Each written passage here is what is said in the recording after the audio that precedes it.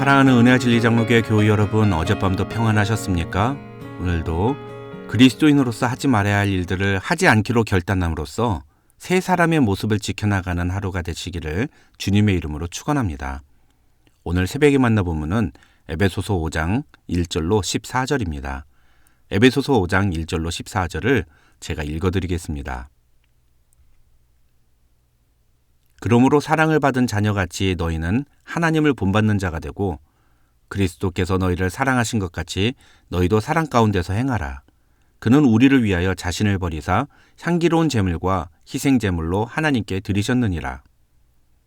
음행과 온갖 더러운 것과 탐욕은 너희 중에서 그 이름조차도 부르지 말라. 이는 성도에게 마땅한 바니라. 누추함과 어리석은 말이나 희롱의 말이 마땅치 아니하니 오히려 감사하는 말을 하라. 너희도 정녕 이것을 알거니와 음행하는 자나 더러운 자나 탐하는 자, 곧 우상숭배자는 다 그리스도와 하나님의 나라에서 기업을 얻지 못하리니 누구든지 헛된 말로 너희를 속이지 못하게 하라. 이로 말미암아 하나님의 진노가 불순종의 아들들에게 임하나니 그러므로 그들과 함께하는 자가 되지 말라. 너희가 전에는 어두움이더니 이제는 주 안에서 빛이라. 빛의 자녀들처럼 행하라. 빛의 열매는 모든 착함과 의로움과 진실함에 있느니라. 주를 기쁘시게 할 것이 무엇인가 시험하여 보라. 너희는 열매 없는 어두움의 일에 참여하지 말고 도리어 책망하라. 그들이 은밀히 행하는 것들은 말하기도 부끄러운 것들이라. 그러나 책망을 받는 모든 것은 빛으로 말미암아 드러나나니 드러나는 것마다 빛이니라. 이러므로 이르시기를 잠자는 자여 깨어서 죽은 자들 가운데서 일어나라. 그리스도께서 너에게 빛이시리라 하셨느니라. 에베소서 4장 17절부터 5장 21절에서 바울은 우리가 거룩한 삶을 살아감으로 부르심을 받은 일에 합당하게 행하라고 권면합니다. 그러면서 바울은 거룩하게 사는 것을 두 가지로 제시하는데 하나는 4장 17절에서 32절로 여기서 바울이 이야기하는 메시지의 핵심은 옛사람을 버리고 새 사람을 입으라는 것입니다. 다른 하나는 5장 1절로 21절입니다. 이 5장 1절로 21절의 내용을 한 줄로 요약하면 하나님을 본받는 자가 되라고 할 수 있습니다. 바울은 이 5장 1절로 21절에서 하나님을 본받는 방법에 대해 세 가지를 제시합니다. 이 세 가지 방법은 모두 무엇을 행하라는 명령형으로 되어 있습니다.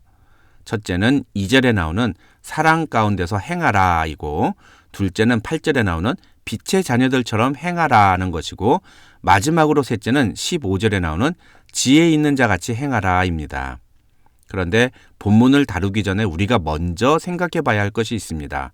과연 우리가 하나님을 본받을 수가 있느냐 하는 것입니다. 여러분은 죄인인 인간이 하나님을 본받는 것이 가능하다고 생각하십니까?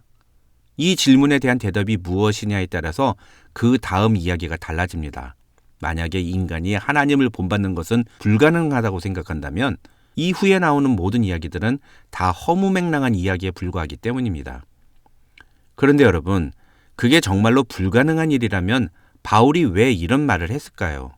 바울은 우리가 얼마든지 하나님을 본받을 수 있다는 전제에서 출발합니다. 아니, 우리가 반드시 하나님을 본받아야 한다고 강조합니다. 왜 그렇게 말하는 걸까요? 1절을 보시면 바울은 그리스도인들을 가리켜서 사랑을 받은 자녀라고 표현합니다. 다시 말하면 하나님은 우리의 아버지이시고 우리는 그분의 자녀라는 겁니다. 그래서 우리는 우리의 아버지인 하나님을 본받는 자가 되어야 한다는 것입니다. 여러분, 그렇게 놓고 보면 하나님을 본받는다는 것은 어떤 기술적이거나 어떤 능력의 문제가 아니라는 것을 우리는 이해할 수 있습니다. 하나님을 본받는 자가 되라는 말은 아들에게 아버지를 닮으라고 말하는 것과 똑같은 겁니다. 여러분, 그건 얼마든지 할 수 있는 것입니다. 그렇다면 우리가 어떻게 해야 하나님을 본받는 자가 될 수 있을까요? 아까도 말씀드렸습니다만 바울은 그 방법으로 세 가지를 제시합니다. 첫째로 2절에서 바울은 그리스도께서 우리를 사랑하신 것 같이 우리도 사랑 가운데서 행하라고 권면합니다. 사랑 가운데서 행함으로 우리는 하나님을 본받을 수 있다는 것입니다. 그렇다면 사랑 가운데서 행한다는 것은 또 어떤 것일까요? 그것은 바로 그리스도께서 우리를 사랑하신 것 같이 우리도 서로 사랑하는 것입니다.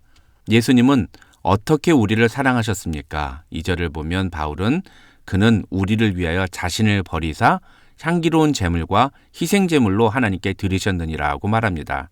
다시 말하면 예수님은 희생과 헌신으로 우리를 사랑하셨습니다. 기독교의 핵심은 사랑입니다. 그리고 그 사랑은 희생과 헌신으로 나타나야 합니다. 희생과 헌신은 자신을 위한 것이 아니라 전적으로 남을 위한 것입니다. 그래서 그리스도인이 자기의 것을 먼저 챙긴다면 그것은 복음대로 사는 것이라 할 수 없는 것입니다. 요즘 기독교인들 가운데에는 남에게도 희생을 요구하지 않고 자신도 희생하지 않으려는 개인주의적인 신앙생활을 하려는 사람들이 굉장히 많습니다. 교회가 희생이나 헌신을 이야기하면 부담스럽게 느끼고 교회를 떠나는 사람들이 얼마나 많은지 모릅니다. 그런데 이것은 그나마 나은 겁니다. 어떤 사람들은 자신은 희생하거나 헌신하려고 하지 않으면서 다른 사람의 희생과 헌신을 강요하기도 합니다. 교회가 사랑이 없다고 비판하면서 정작 자신은 다른 사람을 위해서 희생하거나 헌신하지 않는 겁니다. 그 사람이 말하는 희생과 헌신은 철저히 자기 자신만을 위한 것일 뿐인 겁니다. 희생과 헌신은 전적으로 나 자신에게 물어보아야 할 주제이지 다른 사람에게 강요해서는 안 되는 것입니다. 반대로 나는 이렇게 희생하고 헌신했는데 저 사람은 왜 하지 않느냐고 다른 사람을 율법적으로 정죄하는 것도 금해야 할 태도입니다. 희생과 헌신은 우리가 예수를 닮아가는 과정이어야지 다른 사람을 판단하는 기준이 되어서는 안 되는 것입니다. 우리가 하나님을 본받는 자가 되기 위해 우리는 우리 자신을 누군가 다른 사람을 위해 내어주는 일을 얼마나 실천하고 있는지를 돌아보아야 합니다. 그런 점에서 우리가 다른 사람을 위해 나 자신을 내어주는 가장 좋은 방법은 바로 다른 사람을 위해 내 시간을 사용하는 것이라고 말한 릭 워렌 목사의 말을 우리는 귀담아 들을 필요가 있습니다. 이번 한 주 동안 나는 과연 다른 사람을 위해 얼마의 시간을 사용했는지를 따져본다면 우리가 얼마나 하나님을 본받는 자가 되려고 노력했는지 우리 자신을 확인할 수 있다는 것입니다. 둘째로 바울은 8절에서 빛의 자녀들처럼 행하라고 권면합니다. 3절로 14절에서 다루는 내용이 바로 이 내용인데요.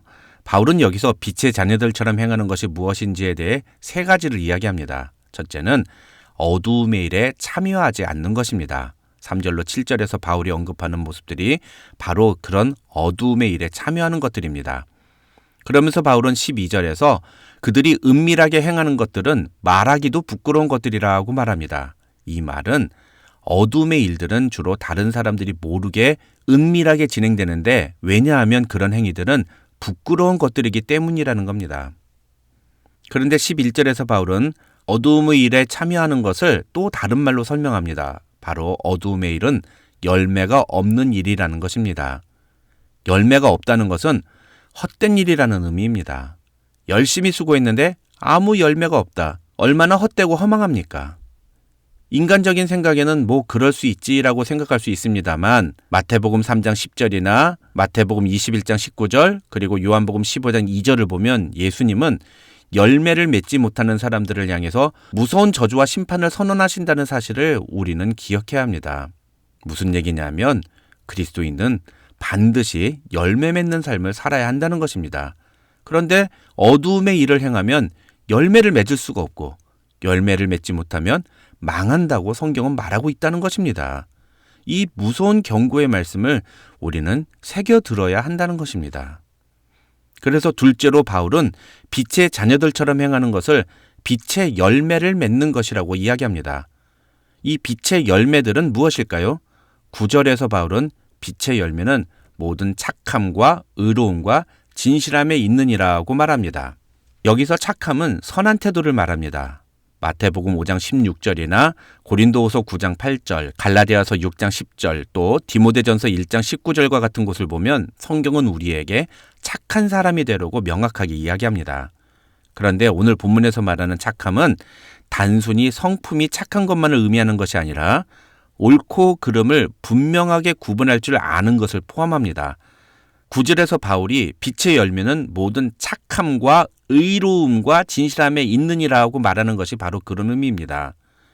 의로움이라는 것이 바로 올바른 것을 의미하는데 이 말은 옳고 그름을 구분할 수 있어야 한다는 뜻입니다. 이 구절의 말을 뒤집어서 생각하면 사람은 착한데 옳지 않은 일을 할 수도 있다. 이렇게 볼 수도 있다는 것입니다. 여러분, 그런 일이 실제로 가능할까요? 네, 가능합니다. 사람은 정말 착한데 옳고 그름을 분별하지 못하니까 잘못된 일에 함께하는 경우들은 얼마든지 있을 수 있습니다. 그래서 바울은 우리에게 착함과 의로움이 같이 있어야 한다고 말하는 겁니다. 문제는 착함과 의로움이 함께 공존하는 것이 이 세상에서는 생각보다 쉽지 않다는 것입니다. 게다가 바울은 거기에 하나를 더 덧붙입니다. 바로 진실함입니다. 진실함은 겉과 속이 똑같은 것 또는 처음과 끝이 시종일관 똑같은 것을 의미합니다. 쉽게 말하면 착하고 옳고 그름을 분별하고 그런 태도를 끝까지 유지해야 한다는 것입니다. 그것이 빛의 열매라는 것입니다. 그래서 바울은 빛의 자녀들처럼 행하는 마지막 세 번째 방법으로 어두움의 일을 책망하라고 12절로 14절에서 이야기합니다.